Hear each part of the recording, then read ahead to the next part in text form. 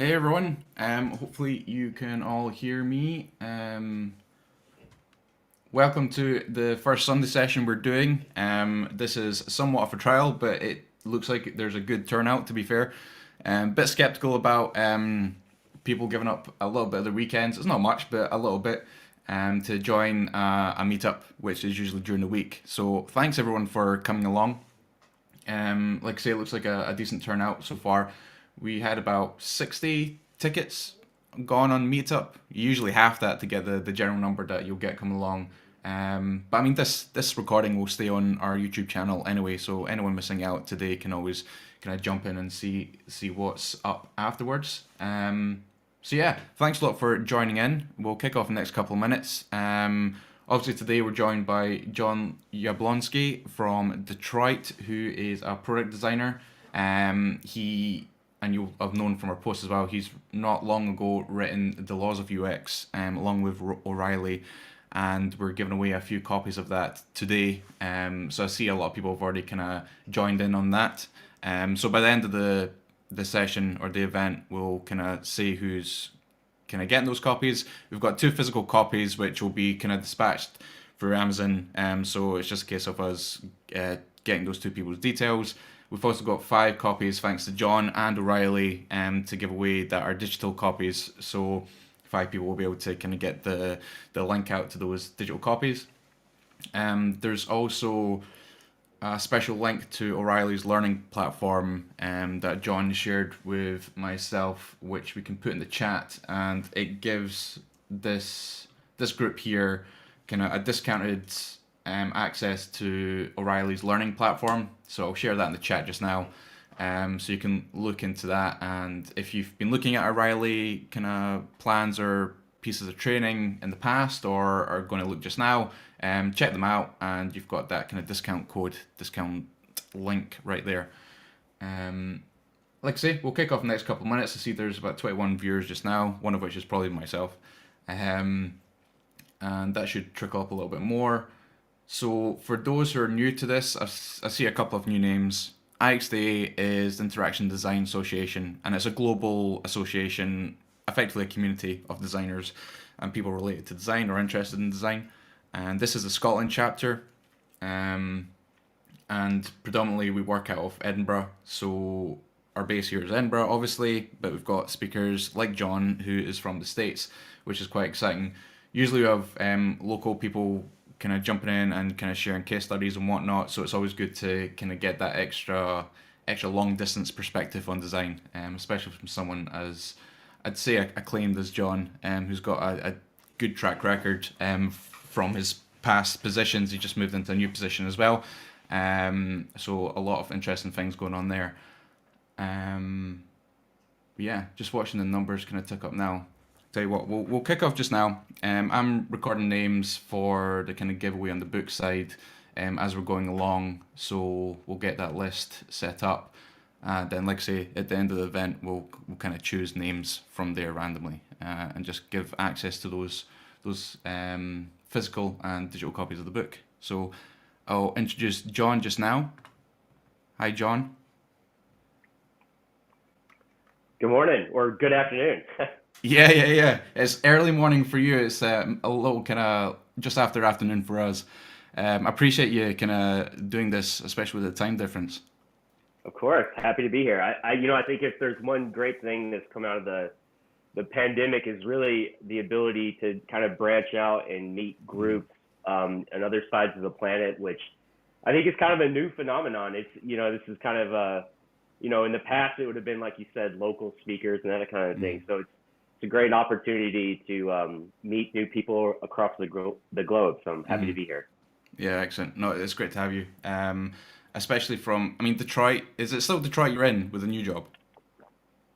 No, well, the new job is based in Denver, Colorado, but been there, love it. Yeah, it's I actually just got back from there. Lovely state, but no, I'm still in Michigan at the time. Okay, cool. No, it's an interesting part of the states. I'm very Americanized growing up, and I just want to hit all the states. So saying there, I've been to Denver a couple of years ago. And it was just great. We got caught in the bomb cyclone like the worst snowstorm they ever had, which was surprising Yeah. because I thought they had them all the time.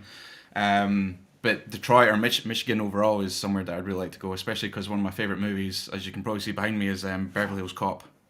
Nice. Yeah.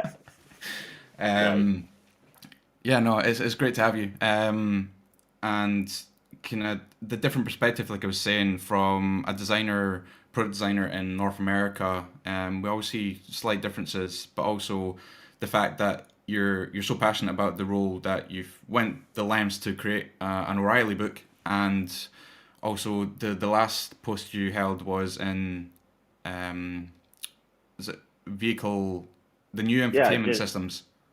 General Motors. Yeah. Yeah, Yeah. So yeah, the new role, kind of a different space is aviation, aerospace, which is really exciting. A lot of overlap with what I was doing prior at General Motors, but mm, it all boils down to interaction design, user experience, and solving problems in the digital physical realm. So hmm yeah, it's exciting. yeah, 100%. And I just saw when your post was it yesterday that you're saying IDEO was kind of coming on board a little for the new project, Yeah, very which is excited amazing. about that. Been a big fan of IDEO for quite a while, so Yeah, excited to collaborate with them. yeah, definitely. Same here. I was lucky enough to when I studied interaction design over 10 years ago. One of our lecturers had worked at IDEO, so that was great to have that kind of insight, the real human insight. And we got to go down to their London offices, and you just saw the real kind of raw human level like perspective on design Yeah, when you're looking in there. So it was amazing to see, and obviously reading up about the founders and whatnot and what they've brought out has been amazing. absolutely. So yeah, I'm kind of a little bit jealous of you there. That would be absolutely awesome. Um, cool. Well, we've got decent numbers to kind of kick off there, and like I said, this is live just now, obviously, but it'll be on our YouTube channel, so it'll be something people can kind of jump into whenever they get the chance or whatnot thereafter. Um, but yeah, happy to kind of let you take it off there and kind of take us through your talk on psychology and how it affects design or how you can use it in design. And yeah, I'll be in the background just kind of making sure we're catching names for the book. But yeah, can hand it off to you just there, John. Thanks very much. Excellent. So, can No. you see my Yeah, screen? I've got your screen there, so just check up now. All right. Can you hear me? Yep, can still hear you. Yeah. Okay, great. So, once again, good afternoon. Thank you for having me, everyone. My name is Jon Yablonski, and today I want to kind of talk about how designers can use psychology to design better products and services. A little bit about me. I'm a multidisciplinary designer, speaker, writer, digital creator, currently based in the greater Detroit metro area. In my current kind of role, professionally speaking, is focused on building a more accessible world at Boom Supersonic. Prior to Boom, I was working at General Motors, focused on in-vehicle interaction, specifically within some of the future Cadillac vehicles that will be unleashed to the world in a few more years. So, very exciting space to work in. Uh, but as a designer, really, what it all kind of boils down to is I'm really interested in physical and digital environments. Not necessarily landscaping, as you see in this picture, or even urban planning, but really how people navigate space, how they use information to kind of guide them along to achieve their goals. Sorry, John, just to say, I don't know if you're sharing the right screen. It's a copy of the screen we were on just now. Oh, no, okay. Give me 1 second. Yeah, no worries. Let's see. Yeah, I wasn't sure if you're going to switch over to it or not. Yeah, absolutely. Let's see here. I'm gonna try. Okay. How about now? Yeah, I've got that here, so I'll just show it. Yeah, it's a presentation. There you go. Excellent. Excellent. Okay, so as I was saying, really focused on how people navigate the environments. whether it's physical or digital, it's really about how people kind of use information that they have available to them, and to really kind of inform the decisions and guide their decision-making process in order to achieve their goals.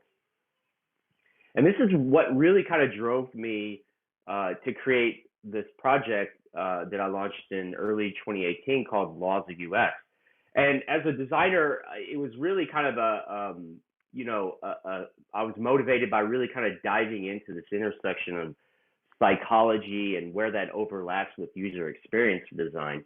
But I was really having a hard time finding really good information out there on the web that kind of help guide me in a really great way. I found a lot of academic research, which is invaluable, but not always very directly applicable or clearly applicable when it comes to user experience design. And then on the other side, there was marketing articles that, quite frankly, read more like word fluff and didn't really say anything meaningful most of the time. So I really kind of sought to create that resource that I was looking for. And Laws of UX was really this manifestation of the kind of information that I was looking for that would really kind of resound with me as a designer. This is also what kind of drove me to dive a lot deeper and write the book that was kind of based on what I was discovering from the website, also called Laws of UX, Using Psychology to Design Better Products and Services. And this is the kind of premise for my talk today. I'm going to kind of go into what this book is about and talk about very specific concepts from the book. So here's a high-level chapter overview. I talk about quite a few in the book that I think are the most relevant and the most kind of ubiquitous when it comes to user experience design.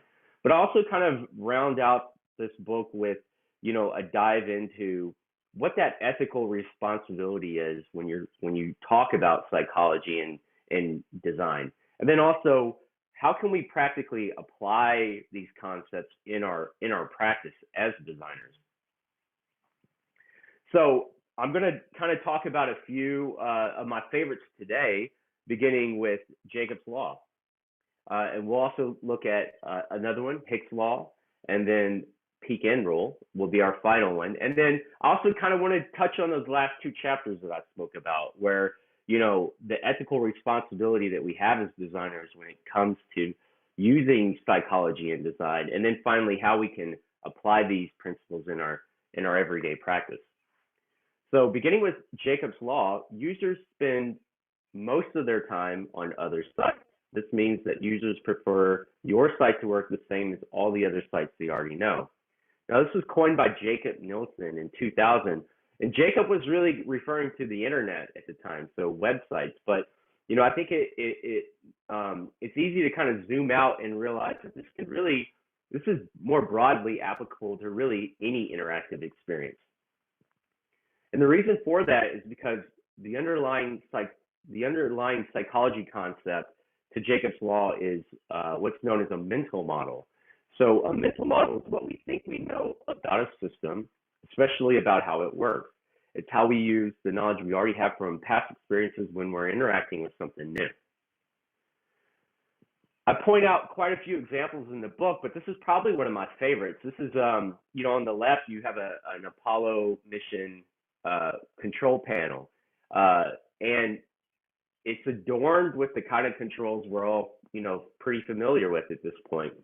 You have switches and toggles and buttons, and the way they look really informs how they function. And then if you were to compare that on the right to their digital equivalents, these are form controls. They happen to come from a sticker sheet from Google's material design. But you can see the direct kind of correlation between the physical counterparts and then the digital equivalents on the right. The designers of these early form controls really used our pre-existing mental model of how those controls function, and even how they look to some degree when they were creating the digital equivalents, and really kind of built upon that pre-existing mental model that we already had when it came to interacting with these form controls on the web. Another great example of mine comes from the automotive space, and this happens to be, I believe, a Mercedes. But you can see that the controls to modify the seat are actually in the shape of a seat. And this is really interesting because when you think about it, the designers of this vehicle could have very easily have just put the controls for the seat in a horizontal row and called it a day. What they did instead was build upon our pre-existing mental model of what a seat is, and then shape these buttons in the form of the seat so that it was that much more intuitive to know exactly which part of the seat you'd be manipulating. And maybe one of the most ubiquitous examples of Jacob's Law and specifically mental models comes from e-commerce websites. This one happens to be from Etsy, but you can imagine this could be really any e-commerce website, whether it's Amazon or eBay or anything. And the reason for that is really because you have very conventional patterns that are very familiar to people, right? So you have these product tiles that show the product and the price and maybe even a short description of what the product is. You typically always have that shopping cart icon in the upper right corner of the website. And even the shopping cart icon itself is a reference to the physical equivalent of a shopping cart, for example, like in a grocery store. And this is such an effective kind of pattern overall because when people come to e-commerce websites, they know exactly what to do. They know where to find product, how to kind of decipher what that product is, and exactly where to go when they're interested in continuing a purchase and buying a product. And what the designers of these e-commerce platforms have really done is removed all the friction that people would have to overcome if they were learning something, new conventions every time they came to an e-commerce website. So what they're encountering instead is a very familiar experience that really gets out of the way and streamlines them to kind of do what they came to do to begin with, which is to purchase product. Now, there's also this concept in psychology known as mental model discordance, and that's really when the mental model that exists doesn't quite match up with this new mental model that needs to be formed. You see a lot of this in things like website redesigns. And Google, and by extension YouTube, is a great example of a company that's always kind of understood this. So, when YouTube underwent a pretty big redesign a couple years ago, they didn't just flip the switch to this new experience. They actually, released it to a select few and enabled those folks to opt out and go back to the prior experience if they chose to do that. And what they were doing in the process of this was really kind of mitigating that mental model discordance that would occur had they not, right? So there's lots of examples in the web and mobile space where companies have not done this. I'm thinking of like companies like Snapchat, where they launched a really big redesign and fundamentally just kind of changed their platform and really confused a lot of people. And what people ended up doing was migrating away from the platform to competitors like Instagram or even Facebook, and never really kind of coming back to Snapchat. So this is an example of when mental model discordance has a very negative impact on users. Now, in the book, I love to tie design exercises or artifacts to the concepts that are being discussed. And in the case of Jacob's Law, I love to highlight user personas. The frame of reference that personas help to define is incredibly valuable for teams. It helps team members move away from that self-referential thinking and focus more on the needs and the goals of the user, which is useful for prioritizing new features. All right, so the next concept I want to talk about is peak end role. Now, people judge an experience largely based on how they felt at its peak and then its end, rather than the total sum or average of every moment during that experience. And this is really kind of an interesting concept because it kind of is counter to what you would expect.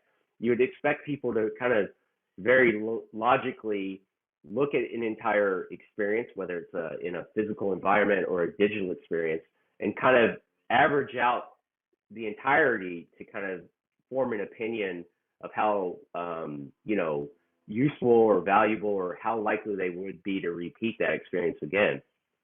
But what peak in rule is really telling us is that that's not the case. It's actually these kind of very specific peaks during the experience, and then the end are what informs people's opinion of the experience overall.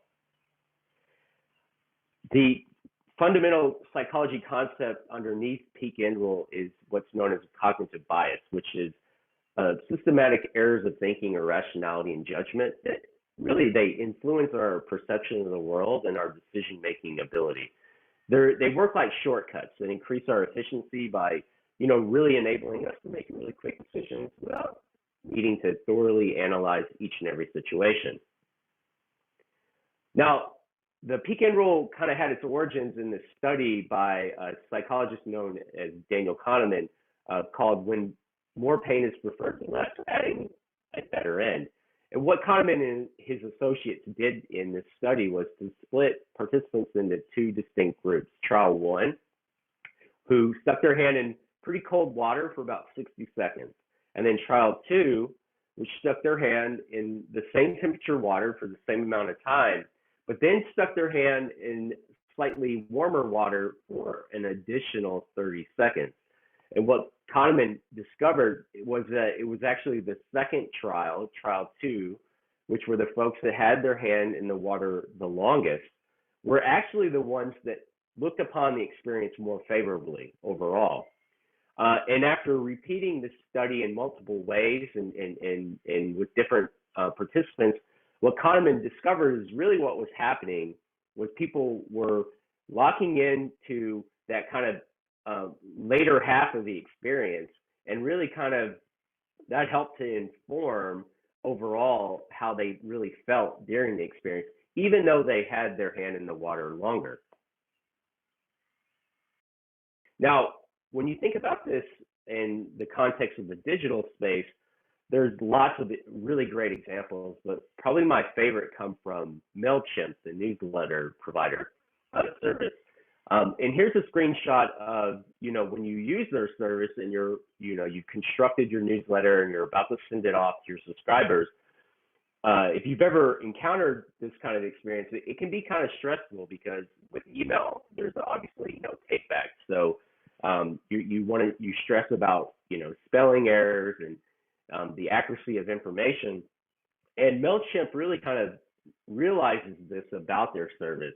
And so it's a great opportunity to introduce a little bit of humor and take off the edge. And that's exactly what MailChimp does. In this screenshot, you can see Freddie, their mascot, the chimp, has his hand over a big red button. And he's just kind of, making light of the situation when you're about to hit send to your group of subscribers. In fact, the longer you wait, Freddie starts to get visibly nervous. His hand starts to kind of hover over that red button, and a bead of sweat rolls down his hand. And it's just a little bit of that brand humor that gets introduced that kind of, really makes the experience that more memorable to MailChimp's customers. And then obviously, once you send the newsletter out, it's a time of celebration. Freddie gives you a high five. And in fact, MailChimp even introduces a little bit of an Easter egg in this experience. So the more you click Freddie's hand, he'll continue to give you a high five. In fact, he'll do that until his hand gets so red, he doesn't want a high five anymore. And this is, once again, MailChimp really understanding their service, understanding their users, and then really kind of capitalizing on this opportunity to celebrate once they've sent their newsletter. Now, MailChimp is obviously not the only company that really understands how to make use of the peak end rule. I think Uber is another excellent example of a world-class user experience team that does their due diligence and researches their customers. And when they were researching customers of their Express Pool app, what they discovered was that it was that wait time, the time in between when customers had ordered a ride and the ride had actually arrived, was the most kind of painful moment during the experience for their customers. So what MailChimp started to do is, what Uber started to do is really experiment with how they could kind of mitigate that pain point during the experience overall.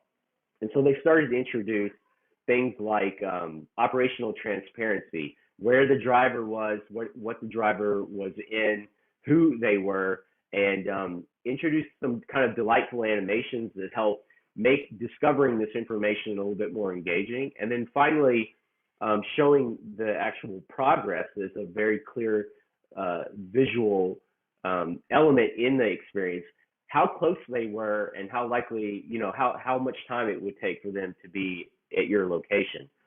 And what Uber actually realized through doing these things is that they could dramatically reduce the amount of drop off of customers during this key part of the experience. So once again, really kind of identifying what that peak moment of the experience is, that wait time, and turn it from being a negative component of the overall experience to being a little bit improving it and making it a little bit more engaging to improve the overall experience of using their service. Now, once again, tying design exercises back to the actual psychology concepts, I think that journey mapping is super relevant when it comes to peak enroll.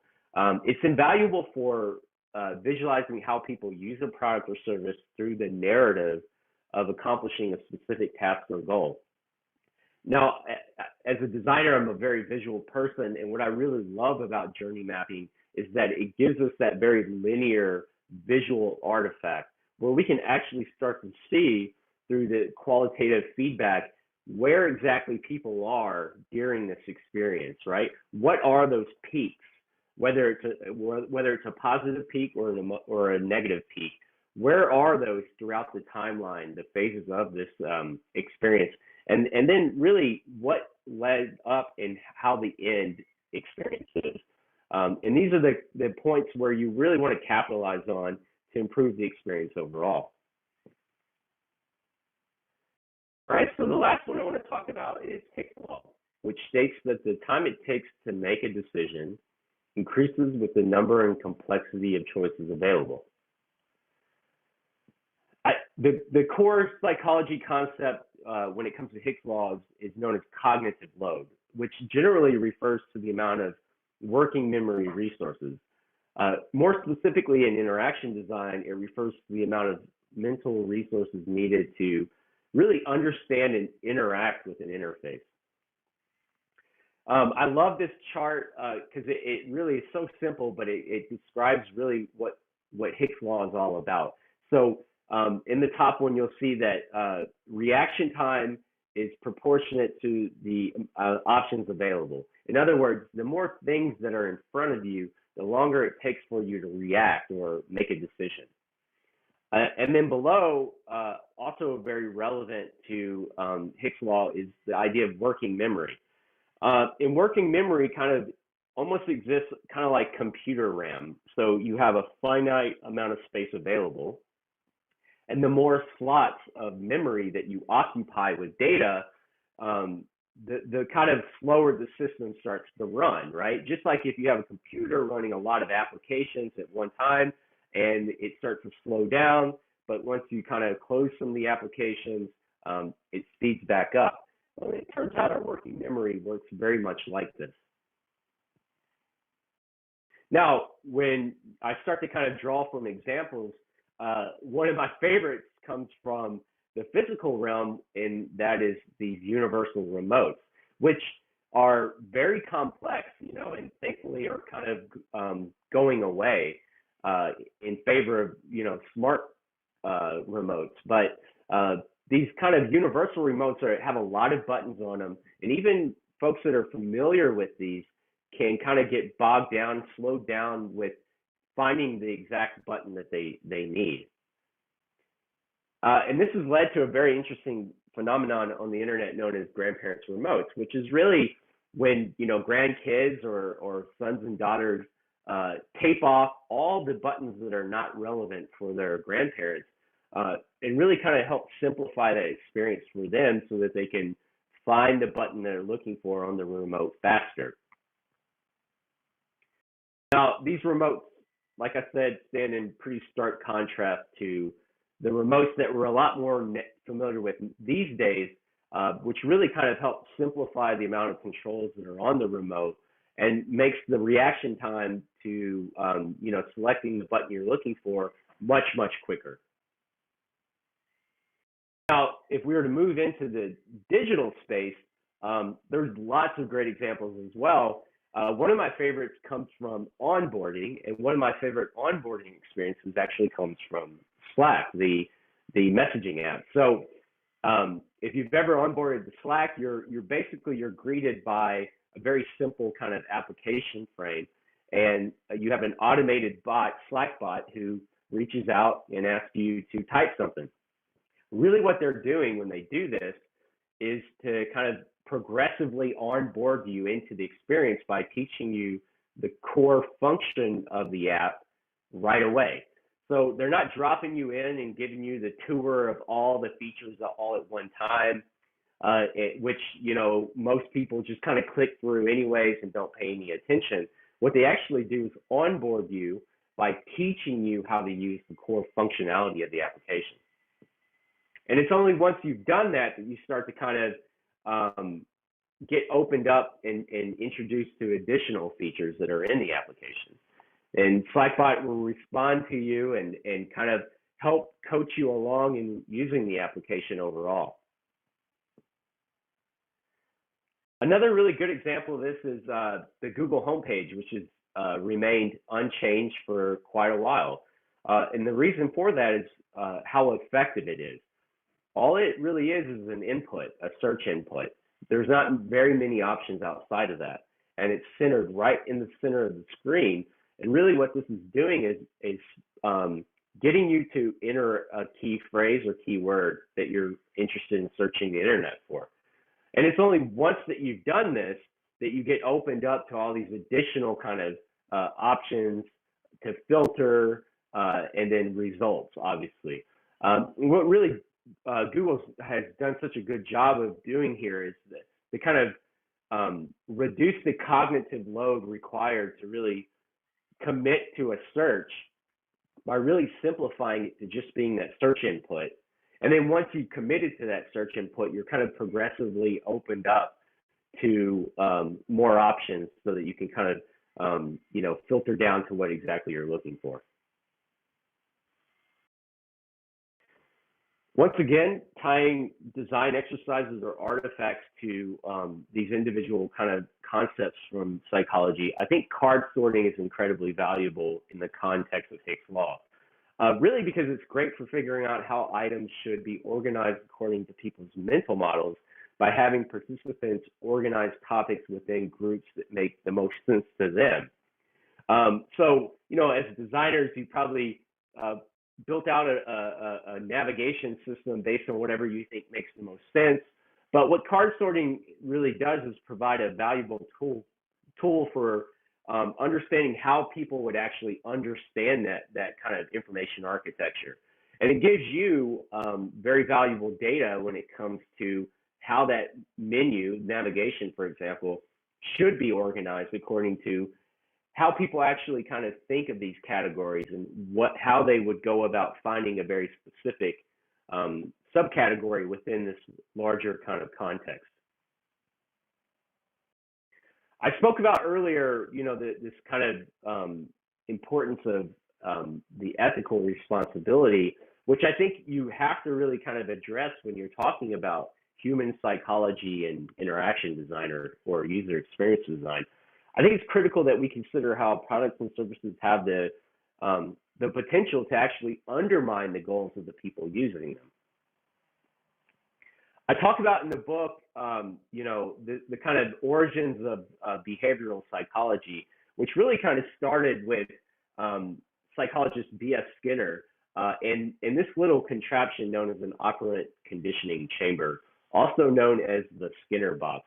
And what B.F. Skinner would use this for is really testing a stimulus response and really shaping the behavior of animals such as rats and pigeons in this contraption. And I think that really it's interesting to make the correlation between the discoveries that he made in the operant conditioning chamber and how that kind of translates into the digital space that we're all familiar with. I point out quite a few examples, but one of the probably most direct correlations is, for example, the pull down to refresh pattern in Twitter. So what Skinner actually discovered is that if he was to vary the amount of rewards being administered to these, animals every time, for example, a light came on in the operant conditioning chamber, he could more effectively shape that behavior and more specifically make it become more compulsive.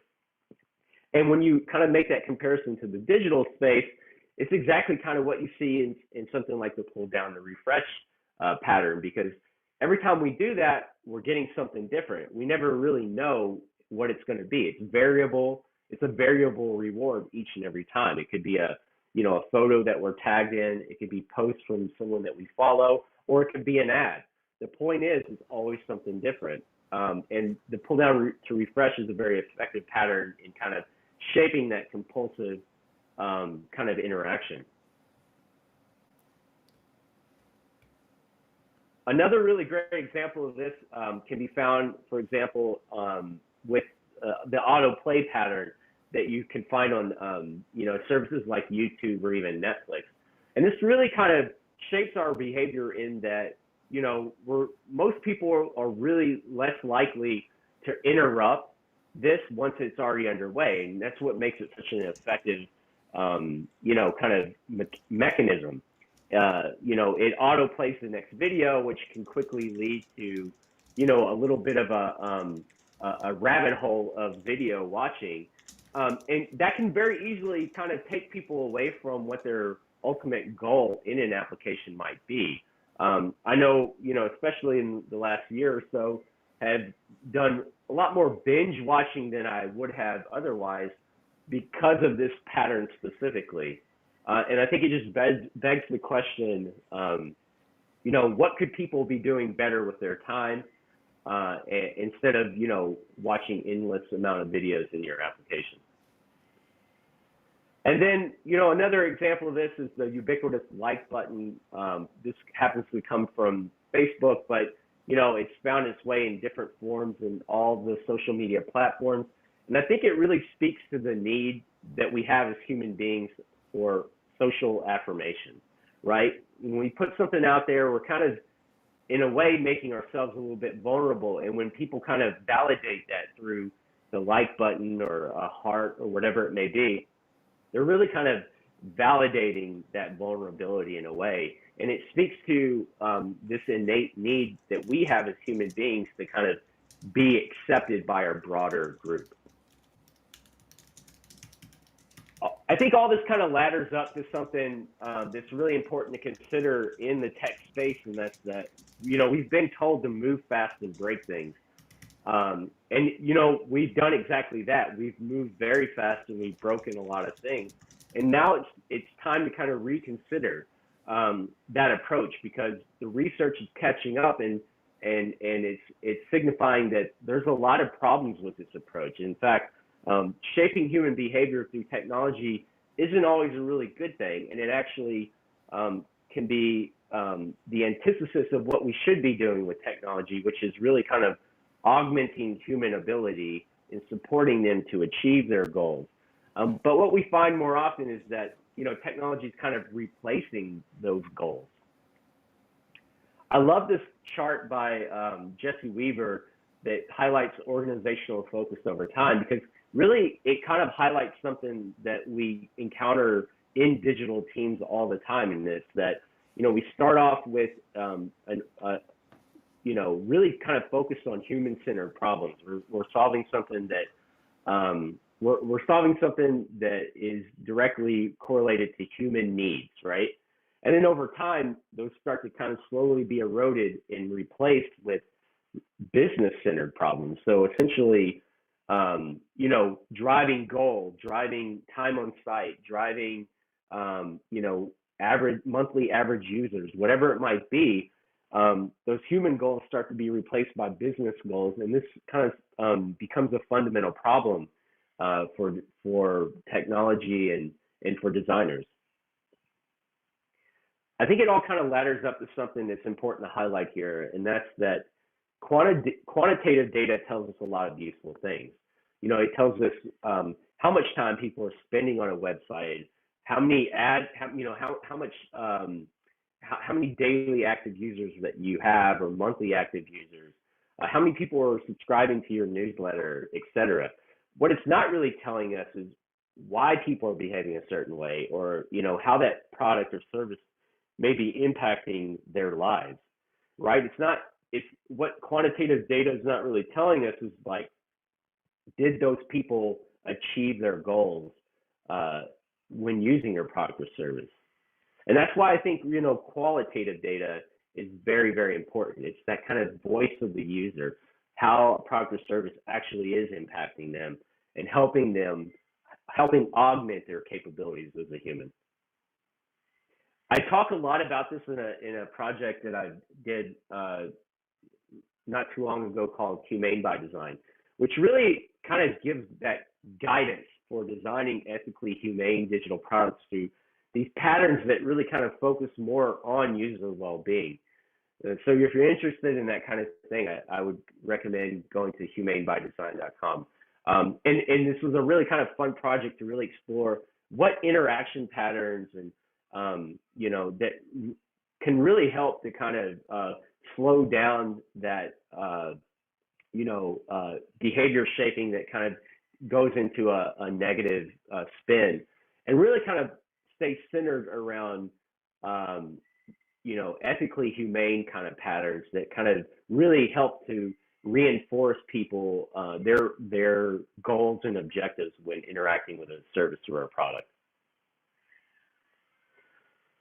So last but not least, all these principles are great, but really, how do you start to introduce those into your own design practice? How can you apply these to your work as a designer? And I think that designers can really internalize and apply psychology principles and then articulate them through design principles.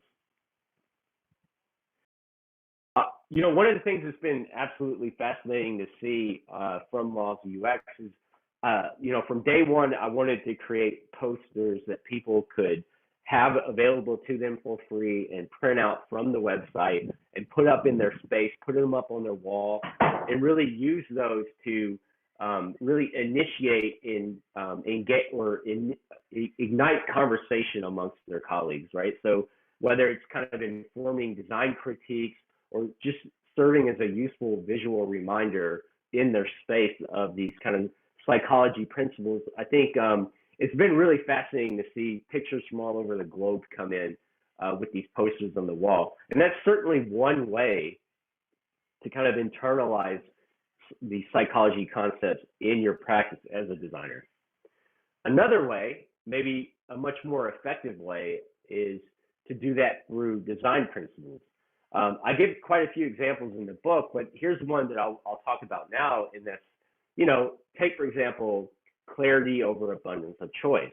This is a pretty decent, generic, anyways, design principle, because it kind of is a fork in the road. It says, we'll value clarity even over abundance of choice, right? So that's a very clear kind of guideline for the team that kind of collectively, is behind this value that we share, right?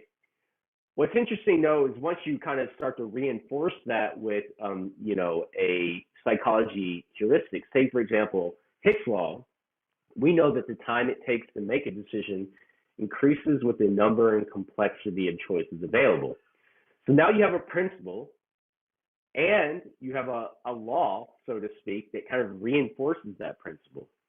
So the only thing you need now is tactical ways to apply this principle in your work.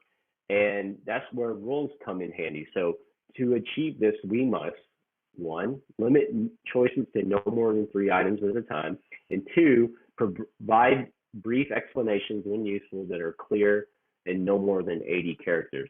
Now, these are just generic examples, but you can see here you have a construct for a principle that's reinforced by a psychology heuristic, and then finally, very clear tactical ways to apply this in your practice. And this is the kind of thing that becomes super valuable for really guiding decisions within a design team. I thank you so much for letting me kind of give an overview of the book. And if you're interested, I think the book is actually available via pretty much any e-commerce platform you can think of. It's on Amazon, it's on Bookshop, it's on Barnes and Noble. It's available pretty much everywhere. But you can also go check it out for free via O'Reilly's learning platform via this link here. And I know Marty will follow up and send out the link afterward. I encourage everyone to kind of go check it out if you're interested. You'll also have access to all of O'Reilly's other books on the platform as well. Thank you. Excellent. Thanks a lot, John, for that. That was great. I think we had a couple issues just with audio there. The mic was breaking up just at a couple of points. But I think overall, I mean, we kept our audience there, and I was talking away in chat. So apologies as well if you heard me typing in the background whilst I was avidly trying to kind of reach out to them. But amazing. It all makes so much sense, and I haven't read the book myself, but I'm keen to kind of give it a look over, and because I mean, for people that have been in the industry for a while or have kind of graduated or their education's in interaction design or UX, they probably have a subconscious at least understanding of a lot of those principles, right? Yeah. And to an extent, it just makes sense. I like the piece about the remote control because for my grandparents, I tried to think about ways to make it easier, and I even thought about ripping the controller open to rip out the buttons that they didn't need to use type thing, so they couldn't. I ended up getting them, if you've seen the Facebook portal, the big screen where you just have to hit the buttons on the screen to take a video call type thing. Even that, they're muting it, turning off the video and whatnot, because it's got those touch sensitive controllers on the top, which they had no idea were there. Yeah. But yeah, that all makes sense. If there's any questions from the chat there, feel free to put them through. We did have a little conversation about the emoji use and the figures on Facebook. Farzane was saying that they think the emoji figures on Facebook are mostly for data gathering rather than showing people's will, because obviously as human beings we've got a lot more kind of emotions or feelings than what they offer there. But that especially is interesting because I remember it was a couple of years back they're trying to figure out how do they change like, because if it's a sad post, you don't want to like it, but you want to show feeling or thought towards it. So then they brought in the heart. But it's an interesting dilemma that they have to deal with because you can give all the emotions on that, but then does that make it easier or harder, or like how can they reflect people's general feeling towards a post if they add more type thing? Yeah. I think them introducing just the ability to express more kind of diverse emotions is definitely a good move. Like it went from being a lot more diverse, and then people could kind of choose the one that was more appropriate to how they felt about something. Mm-hmm. But it's also, I find myself at least even still kind of shoehorned or limited by just the ones that they provide, because sometimes it's human emotion is a lot more nuanced than an emoji can express, and being shoehorned into choosing those options, versus just reaching out and having a human connection with someone, I think is a very interesting kind of contrast. And I think that it's easy to interact with someone via these kind of simple mechanisms like the like button or an emoji or whatever. But ultimately, the kind of relationships that are the most valuable to human beings is the ones that go way beyond that, you know? So it's kind of an interesting topic overall, to me at least, to see how, once again, technology is shaping human behavior. Mm-hmm. And it begs the question, is it changing how we interact with our fellow human beings? Yeah. When we're forced to interact with an emoji to kind of express something that's a lot more complex, you know? Yeah. I mean, there was a couple of weeks back as well where this was on Twitter, and they've got the heart button for kind of liking. But this person, because I'm a fan of Twitch, and someone I've followed for years, I don't know if everyone's heard, or like people like that, influencers, they tend to have like come across mental issues, or they're dealing with something by putting themselves out there. And this streamer had just sent a tweet saying goodbye. And for people who understand what can happen in that realm, that's like, okay, something's going to happen. But like, do you like that post? I think I'd done everything. I liked it, just to show interaction, but then I also commented to make sure, and then retweeted out to make sure other people knew. But like in that instance, is that right kind of feeling to reflect or whatnot? It's a difficult one, especially when you're taking into all the potential emotions of a person who makes the post, not just kind of interacts with it. Yeah. So it's a really interesting area, and there's a lot of responsibility there for any and all the platforms that kind of use instant interaction, things like that. We got a comment there from Zahid Ali. He was saying it's a great talk, and he's actually referenced your site over the years because he likes explanations for each law. And he was just asking, is your book more in depth than the website? So does your website just kind of give snippets? Absolutely. You know, I think that I believe in kind of utilizing platforms for what they're best at. And, you know, the website was always a really great introduction into a lot of these concepts, but never really gave me the opportunity to kind of go deeper, which I think really kind of lends itself more to a book, right? Like having something tactile that you can reference that goes into a lot more detail, I think is important. And that's exactly what the book is intended to do. It's intended to kind of go beyond the kind of surface level and dive a lot deeper into the origins, the psychologists that kind of originated the concept, give actual examples, which I think are really important because, you know, designers are visual creatures. We like to see examples of whatever the topic is. So, you know, the book there's quite a bit of emphasis on the examples.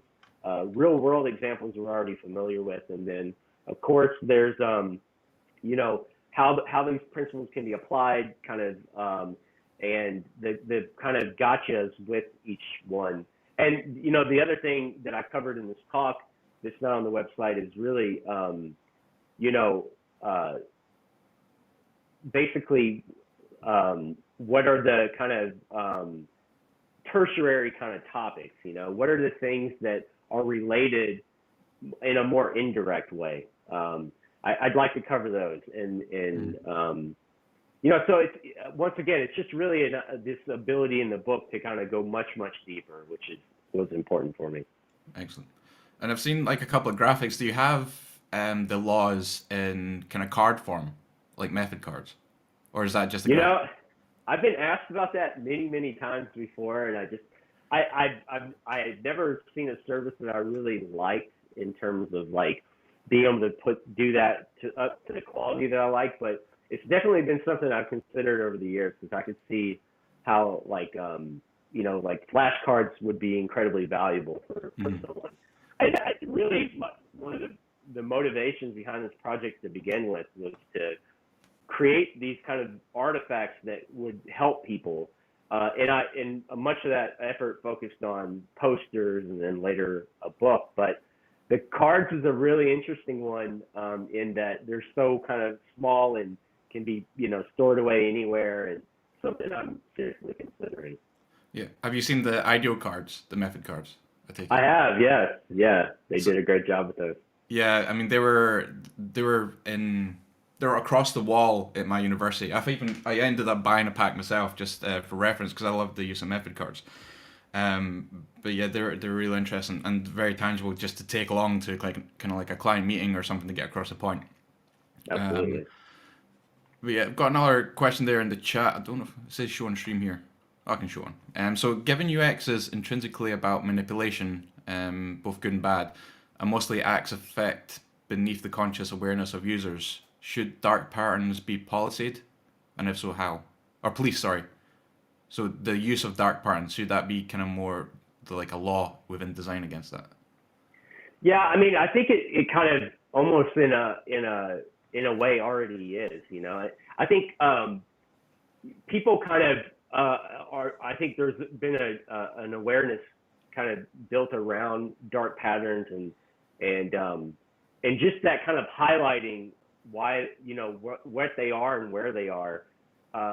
As an industry, it's kind of shunned people away from using them more and more. And dark patterns by their nature are going to continue to pop up in different ways. But I think people vote with their engagement. They vote with their buying power. So when you encounter something that uses dark patterns, call them out. Get on Twitter, call them out. Don't buy their product. Whatever you got to do, they'll get the message because it's in their best interest to keep you using their product or service. And if you're not doing it because you're encountering dark patterns, I think that's really the most effective way to do it. And we've seen like a lot of legislation popping up both in Europe and in the States around, dark patterns in general, really it comes around privacy protection and protecting customers and protecting the general public. But I think, which all this is great, because it sets a precedence for like, hey, if you use these dark patterns, you can actually be fined. There's consequences to this. But I still think the most effective way to counter dark patterns is to, out them publicly and don't use a service that is leveraging dark patterns. And that typically kind of sends a very strong message. Yeah, I think to that point as well, over the past year or two, a lot of people have kind of went away from Facebook because of the whole privacy things and perhaps use of dark patterns there as well. So yeah, mass and numbers will affect change, or at least make the Yeah, people think and then pivot to some extent. absolutely. A couple of questions or statements on FP as well. The changes that they've used, maybe field your views on this. So for Zane was saying, what's behind the constant change of Facebook through the years that's really kind of pissed people off? Every time they've Mhm. made a change, a significant one, I've been one of those people as well, just annoyed at the change because then you have to learn something new or whatnot, and you question what is it for. And then do you think FP change annoyance was related to users' nostalgia for lost look and feel? So you're already used to it, you like it, that's kind of what you went in the beginning with. So changing it is just annoying people. Or the annoyance about functionalities thrown at users that they don't feel much need for or interest in. So I've got one idea about that, which is the fact that they changed the news feed from it was chronological, but then they changed it to most read, which meant you didn't see the most up to date stuff. You just saw the most interacted with stuff. Mhm. What's your views on like those kind of things? Yeah, I mean, what I think just I'll zoom out and provide a little bit of context. I think it's interesting that, some of the best engineers and designers end up at these kind of social media platforms working on these things. And so what you end up with is very effective mechanisms for engagement. But sometimes it begs the question, is Facebook where you should really be spending a lot of your time, and I totally agree that, they've changed quite a bit over the years and created quite an annoyance. And that kind of goes back to what I was talking about with Jacob's Law. And, there's ways to kind of, gradually introduce people to change, which I don't think Facebook has always been really good about, but they've learned, they're a platform that has learned from their lessons in the past, and it's gotten really, really effective. just from a pure interaction and engagement standpoint. Mm-hmm. Yeah, anytime anyone brings up Facebook, I think it's a really interesting kind of topic because there's so many ethical implications to that platform in general, that it's almost kind of like we could talk about interaction mechanisms all day long and things that they do that are pretty effective. I mean, they've kind of pioneered a lot of things in the social space, but it's hard to kind of forgive some of the ethical and privacy missteps that they've made and continue to make. So, I think this kind of speaks to our job as designers, not just being centered around creating something that is good interaction, good aesthetics, good usability, but also there's like another side to design, user experience to design, and that's like, are you creating something that augments human ability, or are you taking away from that? Yeah. Are you, and you can't really divorce ethics from engagement or interaction and usability. They're all part of the same thing. So, I don't know. This is kind of a long-winded way to answer that question, but I think that, it's something that we have to consider as a whole, as designers. Yeah, no, it was an interesting view on it. It's better to go kind of more detail or like take a different totally angle on it as opposed to just answer them direct. And one part, Claire was saying there that she just deleted it Facebook because she had less tolerance over the annoyances of what they're putting out and their policies, like you said as well.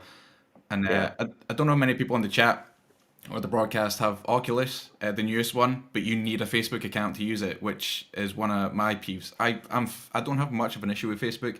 I just kind of overlook it for convenience, probably. So it doesn't affect me much. But I didn't like the fact you had to have an account to use a £400 piece of hardware. Yeah.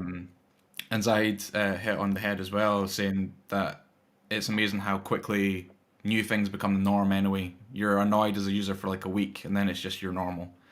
Yeah. So it is interesting. I do think people have become incredibly, kind of passive and willing to kind of look past a lot of things just because of for the sake of convenience, Yeah. And that, I think that speaks to people's human, like our relationship to technology overall. If it's convenient, we're willing to kind of look past a lot of things. But, I also think, like all things, the pendulum swings the other way eventually. And I think with technology, just like with dark patterns and some of the other things that have been brought up, people, not just designers, but the public overall, is just becoming more cognizant of these things, of being more aware of what they're giving up when they give up some of their privacy and data. And I think there's a little bit of a backlash to that now, and they're starting to kind of choose products and services that aren't really built around ads, for example, or selling data. Mm-hmm. Yeah, you are seeing changes happen and things. And the different generations as well. I mean, it seems like different generations have different tolerances because of their consumption of general media, and they're more willing to just look past it or less willing type thing. Absolutely. So I mean, time changes all those things, and we've seen it in the past many a times. Although this is right in the middle of the digital age, so it's interesting to see. Cool. So I'll post out to the chat just now a reminder to that link for learning on O'Reilly. And we've got a community kind of discount code there for you to kind of check out. But I'll also go through the kind of book just now. So we're given 2 copies, physical copies of the book. I've listed the people that were wanting to take part, and I've got a random number generator just to make it completely fair. So I'll just do that just now. And it's a case of whoever's chosen, we'll just get you to email the Scotland IXA email address, which we'll post in the chat as well. So the first copy of the physical book is for old stuff. So old stuff, if you want to remember that, and I'll put in our email address for you to send your details. The next copy is Mahana Sarif. Hopefully I've got that right. So that's the 2 physical copies. Just make sure I do that. And then we've also got, is it 5 copies you said for the digital giveaway? Yeah. That's right, 5. Cool. So this will be digital copies of the same book. So it could be more convenient for you, to be fair. The first copy of that is for Lindsay Shepherd. So if you want to watch out for the email address coming up. The next copy is Sarah Murphy. So that's 2 out of the 5. Then Zahid Ali, 3rd digital copy. And Claire Rooney, 4th digital copy. And the last one, Raquel Lewis. So if you all, so Raquel Lewis, that was the last one there. So if you all want to just watch out for the email address I'm about to put up. I'm just making sure I'm capturing this before I forget.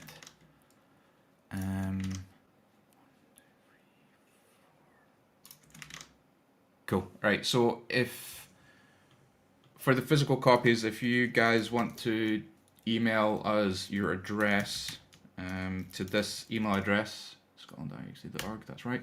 And for the digital copies, just email that from the email account you want the digital copy sent to. That should be fine. So hopefully that was straightforward. Everyone's got the details. If not, just stay in the chat and I'll give you a hand there. So that's great. So that's a decent amount of giveaways. I was only expecting to do 2 copies, but then John came along and said he'd partnered up with O'Reilly to make sure it was extra special. So that was great. Thanks a lot for that. Absolutely. I'm definitely going to get a copy for myself as well. Not only do I like collecting the books, but just hearing you talk through the laws that you put together there as well. Definitely valuable for the bookshelf. So yeah, thanks a lot for your time, John. Really appreciate it. Thanks for having me. It was a pleasure. Excellent. We'll end the broadcast there. I'll stay on just to talk to yourself, John, just so I'm not kind of flagging you away. And then for anyone who's missed out, obviously this will be on our account on YouTube anyway for you to watch thereafter. Apologies again for any of the audio issues. We do obviously try and kind of make sure the tech is up to standard before we kind of kick these things off. But yeah, thanks a lot for joining in on the call, on the meetup, on the event, and just check our social medias for whatever we bring out next time. I think we've got another event going on the 29th of this month. It's at the end of this month at least. So you can see there our social media accounts, so you can be sure to just check out those when we're kind of sending out new things. But for now, thanks a lot everyone for joining, and we'll end the stream just there. Thanks again, John. All right, thank you.